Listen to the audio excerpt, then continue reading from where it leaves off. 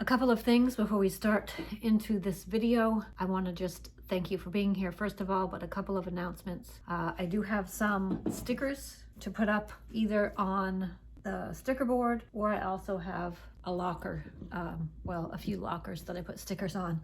The Manic Mountain Boys, Armstrong Woodturning, Nancy's Woodworking, Nothing Too Perfect, and a couple of my own stickers, not woodturning stickers, but Acadia National Park. If you've been to Acadia National Park, let me know down in the comments. And Bar Harbor sticker, which is near where I'm from. And if you know how to pronounce it the correct way, extra credit. Bar Harbor. Anyway, a couple other announcements. The bowl will be available on my website, pfwoodturning.com.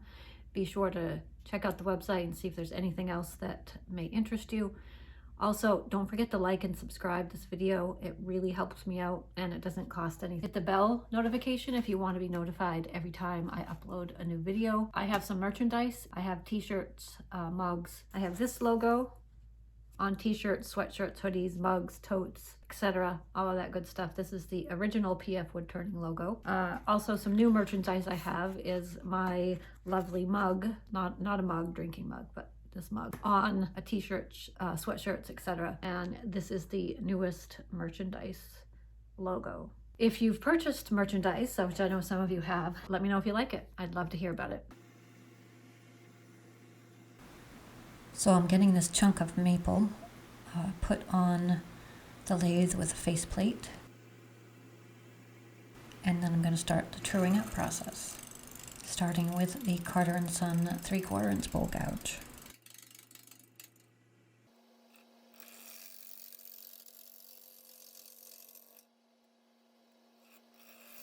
It was cut with a chainsaw, so it wasn't perfectly round, so I have quite a bit of cleaning up to do here. As you can see, there's still flat spots on it.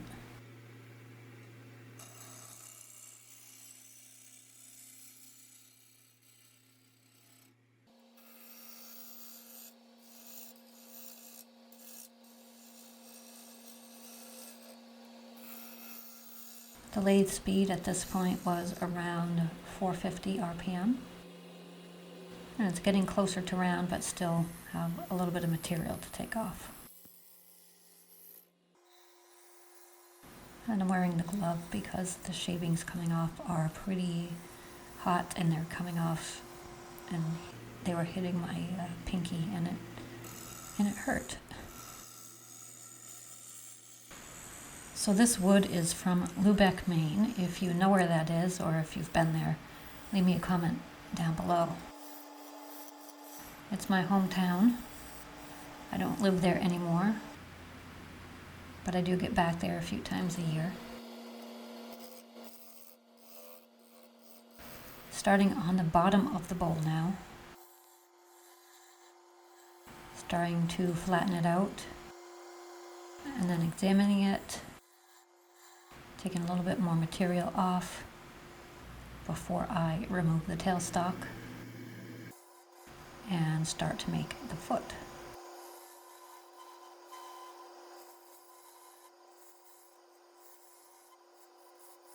So as you can see, this piece of wood is kind of tall and slender.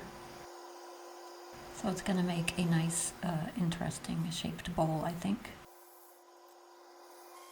And I'm using a tenon. This time I know I usually use a mortise, but this seemed appropriate.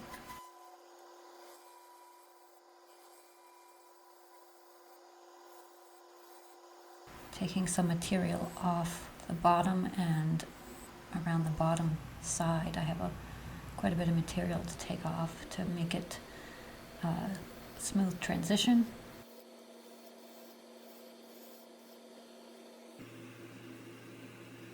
A little bit of a top-down view here. Still taking material off. Getting some nice clean cuts.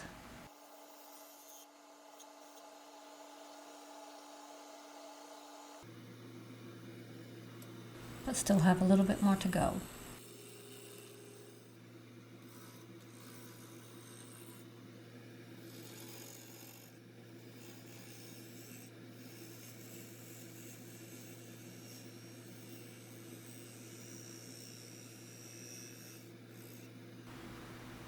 And as I stop here to check the progress, I know that there are cracks that need to be filled. For that, I'm using Starbond CA glue in black.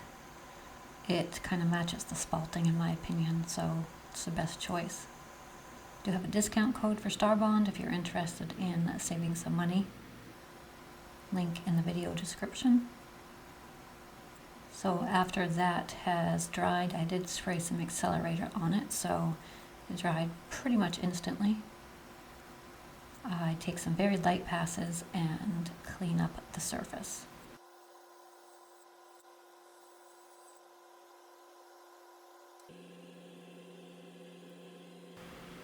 Putting it in the 4-jaw chuck here using the mortise.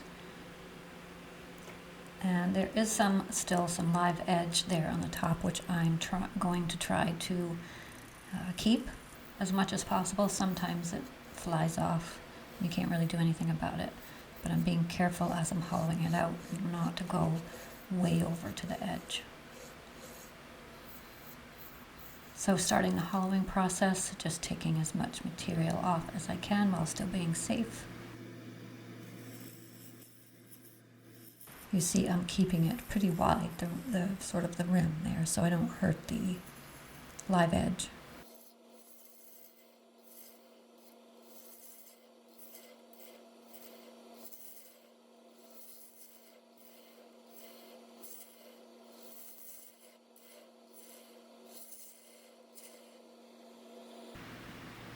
A little bit of a closer up view. Still need to take out quite a bit of material, both in the depth and the wall thickness. This was a pretty narrow bowl, so I was being careful not to get any catches. Sometimes in the narrower bowls it's harder to turn the bowl gouge at the bottom of the bowl and have a nice cut. So still maintaining that live edge, which I'm pretty happy about. And continuing the hollowing process.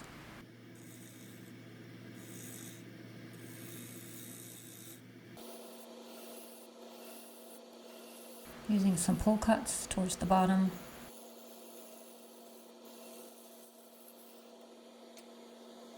And stopping to check the progress before continuing on. The lathe speed was about 750 at this point.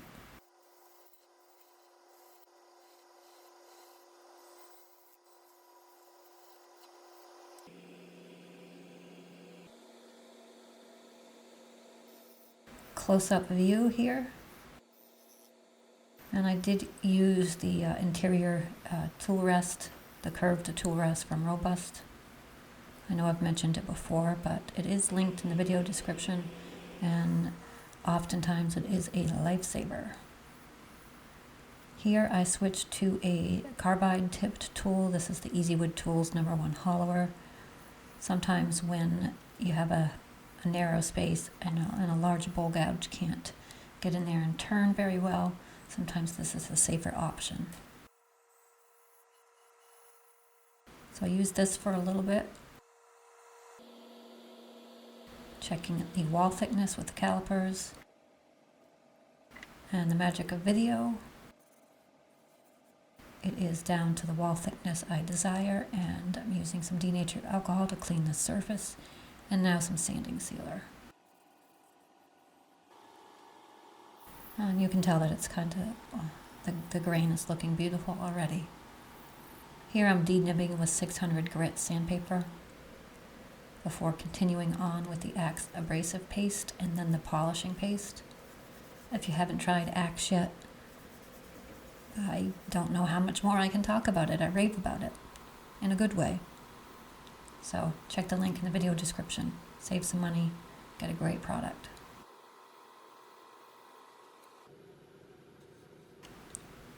I mean, this is even before the polishing paste and it looks beautiful.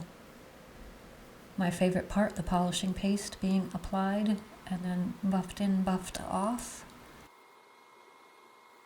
Paint on, paint off, Karate Kid.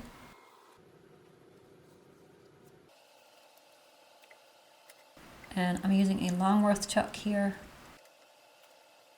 This isn't my favorite thing to do because I usually use a mortise, so I don't have to take off a tenon. But when you do have to take off a tenon, the long rust style chuck really does come in handy.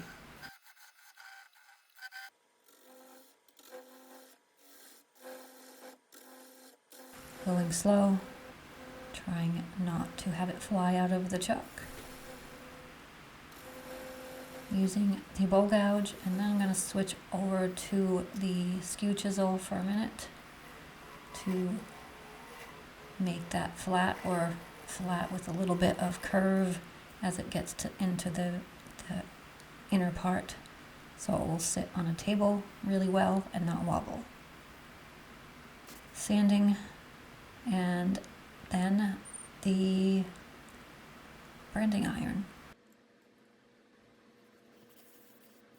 So there are some beauty shots coming up, but I am on video after that with a couple of announcements, so don't go anywhere just yet.